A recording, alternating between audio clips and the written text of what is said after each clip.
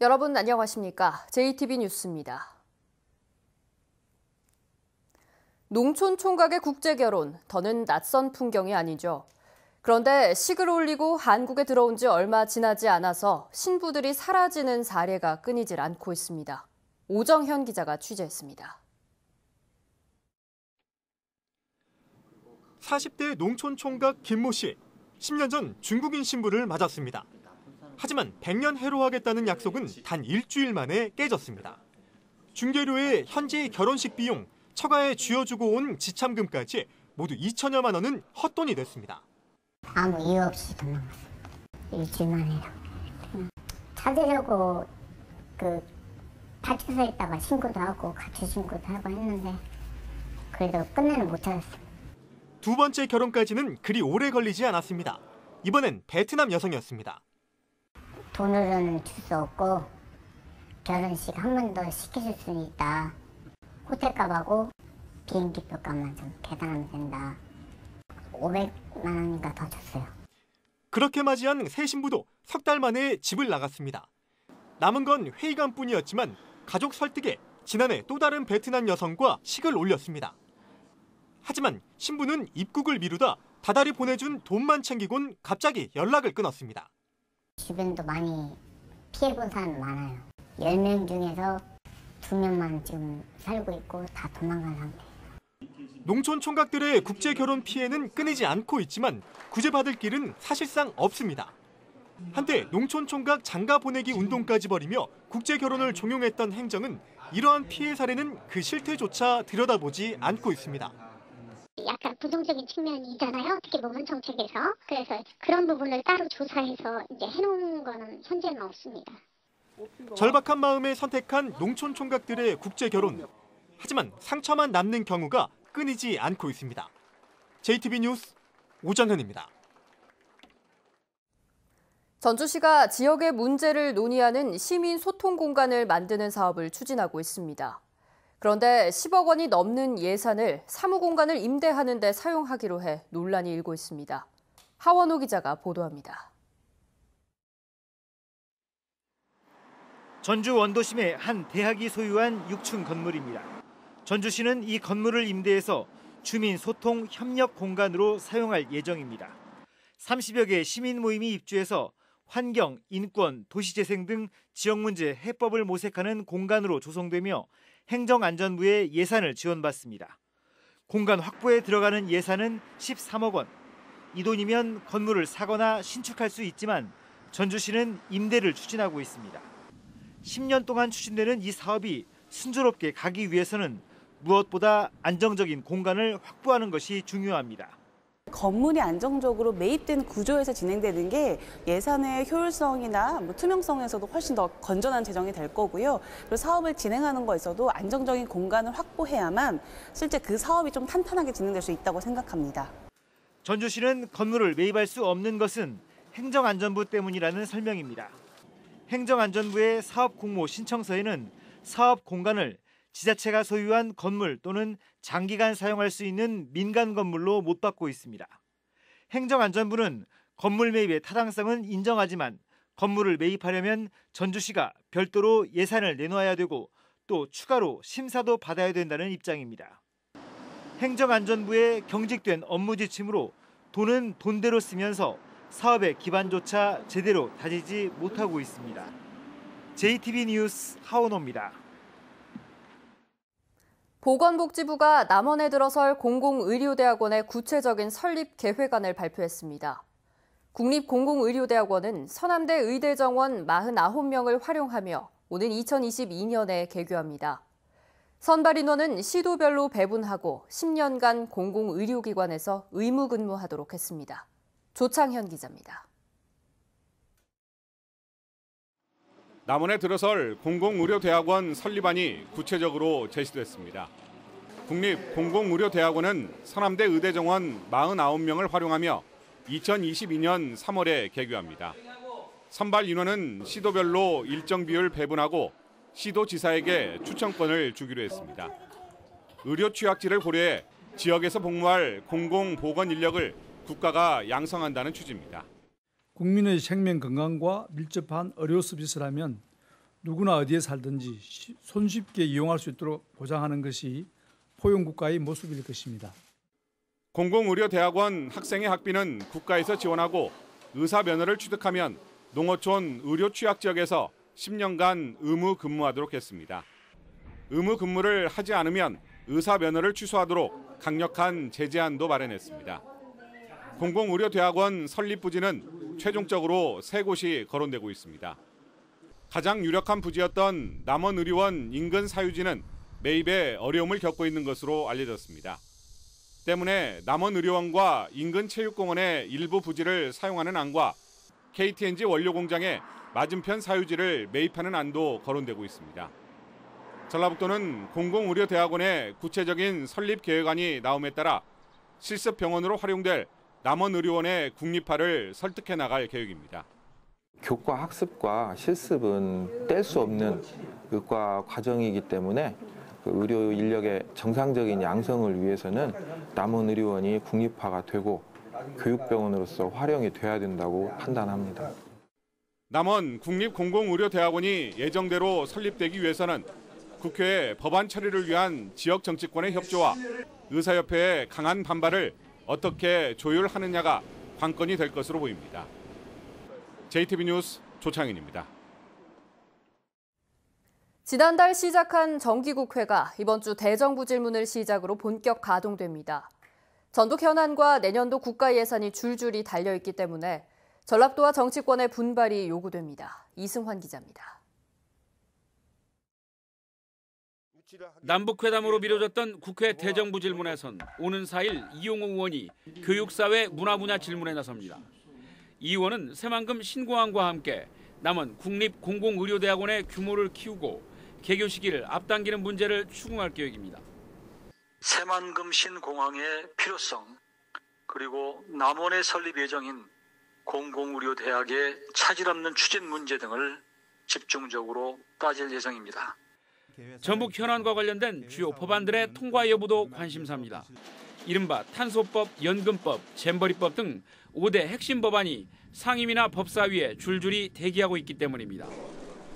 다음 달에는 내년도 국가 예산안을 심의하는 예산국회도 본격화합니다.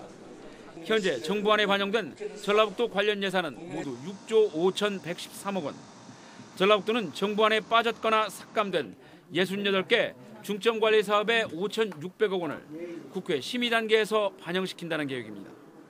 새만금 개발과 관련된 SOC 사업, 또 잼버리 유치의 후속 주치에 관련된 예산들, 이런 사업에 중점을 두고 추진할 계획입니다.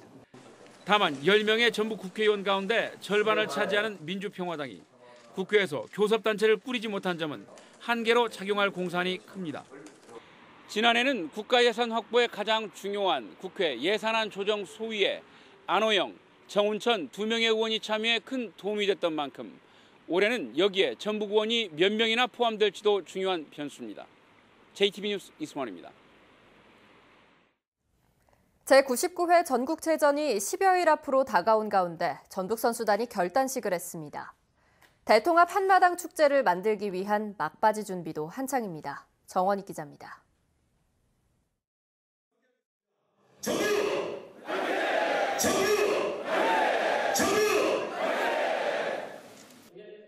필승을 다짐하는 구호가 우렁차게 울려 퍼집니다.